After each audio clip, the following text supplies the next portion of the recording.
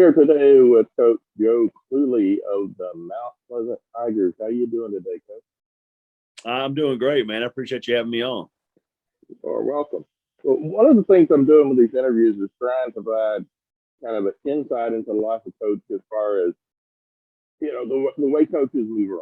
Now you're in a uh, bit of a unique perspective on that unique in coaching, because your dad was a head coach as well.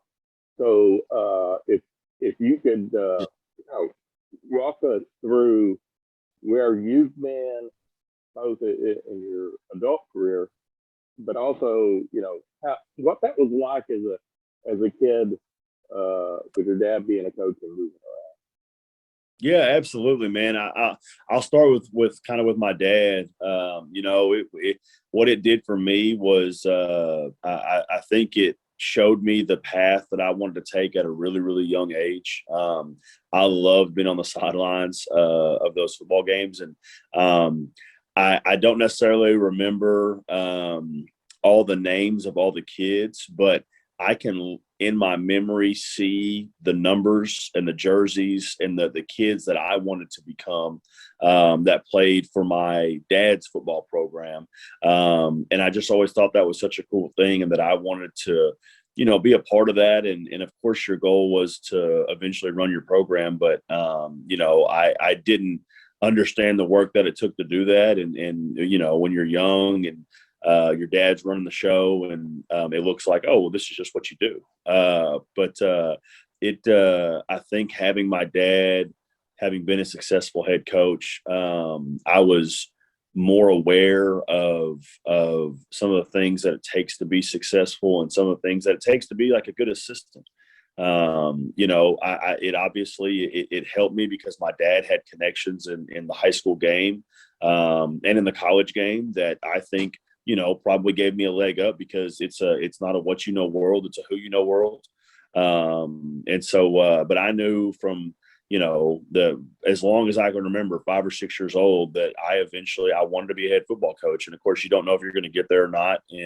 Or are you going to get there for a year and not be successful? But that was my goal. And so, growing up and being on those sidelines, to me, was the greatest experience of my entire life. And I think it set up my career and my life since then. And I'm just, when people talk about that they didn't know what they wanted to do until they were 25 or 26 or 30, I never experienced that. I knew what I wanted to do from a very young age, and that was my goal all the way through junior high and middle school and high school and college. And I knew where I wanted to be. And so I started out with Alan Hare, who's now the new head coach at the Clean Chaparral at Lago Vista.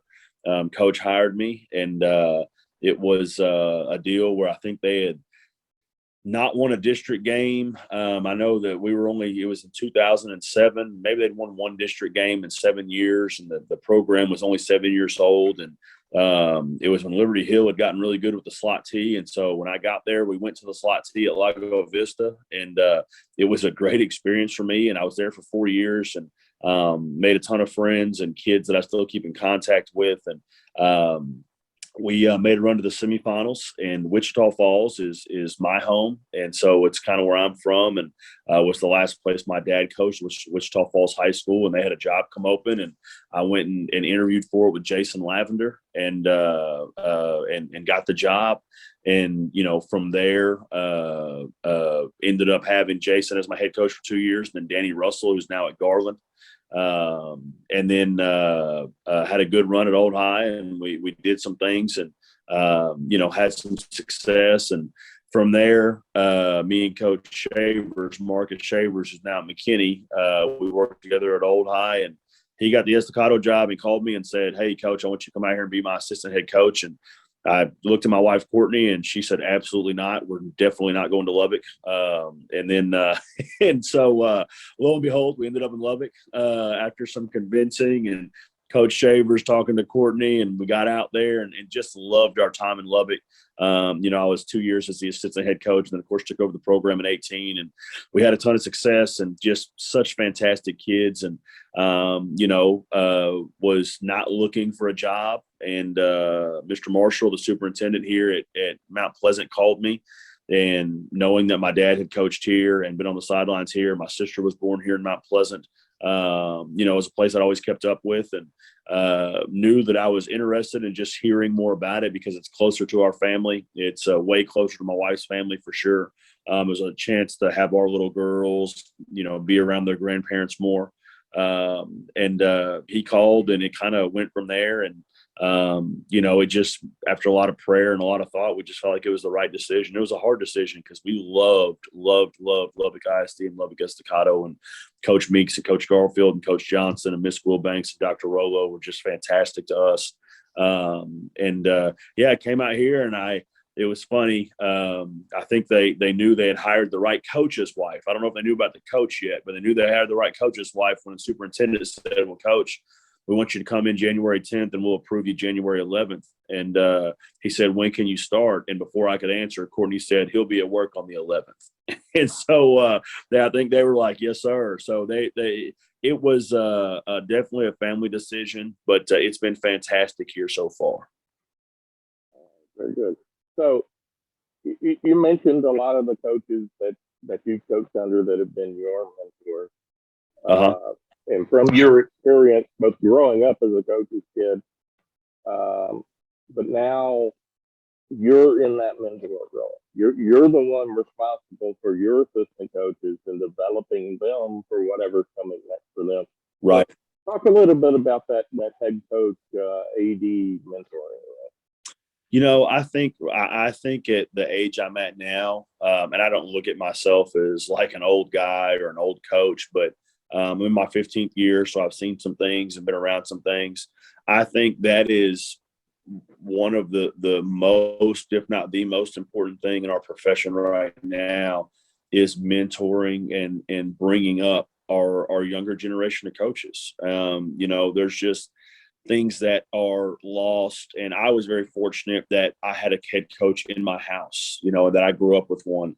But there's so many things that young coaches don't know and aren't told. And with alternative certification now, and I was an alternate cert, you're not going through the extensive hours of student teaching and things like that. And it's not just the pitfalls of coaching, but the pitfalls of what it takes to be a teacher and to be a good one. And I want to bring in great coaches, but if you're a great coach, you're a great teacher. And it's important that young guys understand that, and that there's pitfalls in both. And it has really been a mission of mine, and for my coaches that are here with me, to, if we hire a young guy, that we're going to meet and we're going to talk, and we're going to make sure they understand the good and the bad.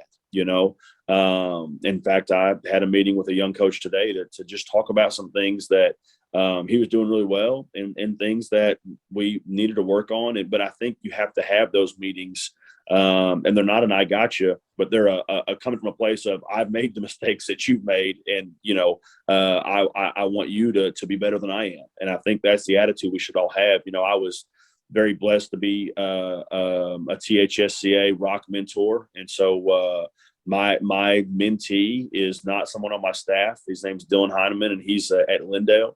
He's a fantastic, I say kid, he's a fantastic coach.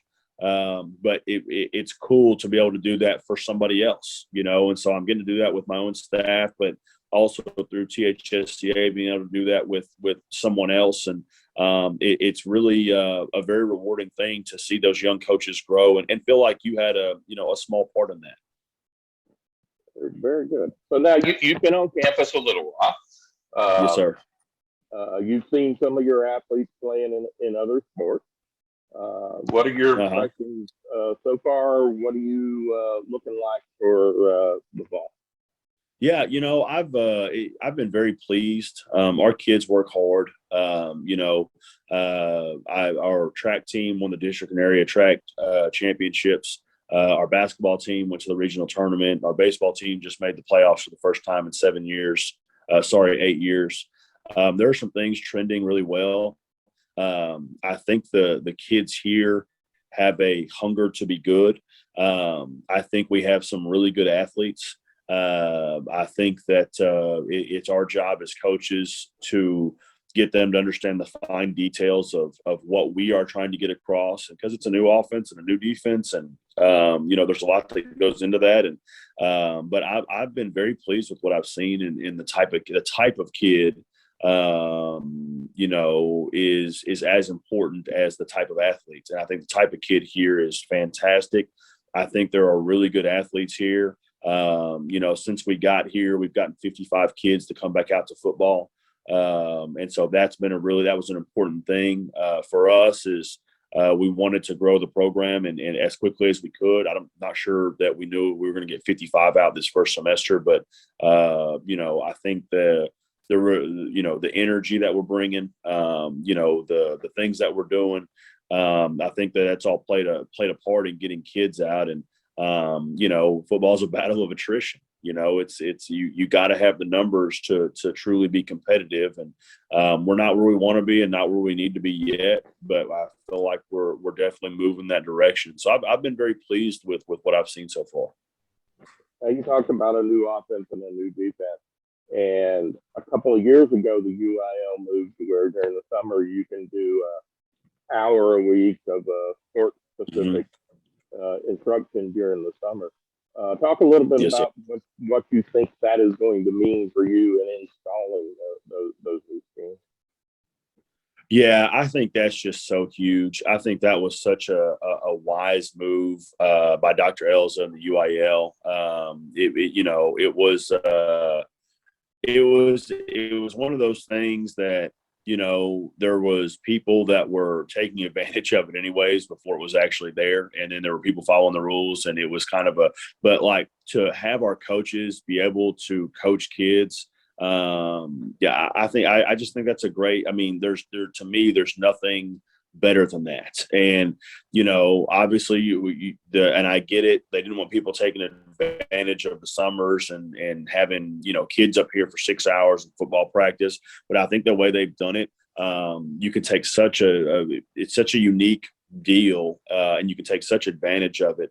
And it's great for your kids, and I think it helps out new staffs, especially because you are trying to input so much. And like for us, our two quarterbacks play baseball, and so spring ball wasn't really an option for us. And so having that extra week of practice and two-a-days in the scrimmage is great, but having that extra hour in the summer to really go through skills work and to be able to work, your 7-on-7 and all those things, I think it was absolutely huge and just a great move by the UIL.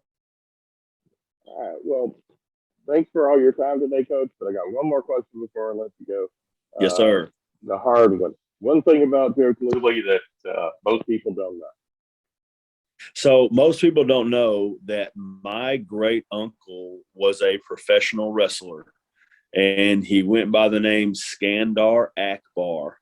And he was responsible for bringing up two wrestlers that you probably know, Stone Cold Steve Austin and The Undertaker, who in the heyday of the WWE were two of the superstars. And so my uncle traveled around North Texas, Louisiana, and Oklahoma, my great uncle, and wrestled under the name Skandar Akbar back in what people would call, I guess, the glory days of professional wrestling in the 50s, 60s, and 70s. So I have a professional wrestler in my family. All right, very nice, very nice. Well, thanks for your yes, time sir. today, Coach, and best of luck with the 2022 season. Thanks, Tony. Thanks for having me on, man. Appreciate you.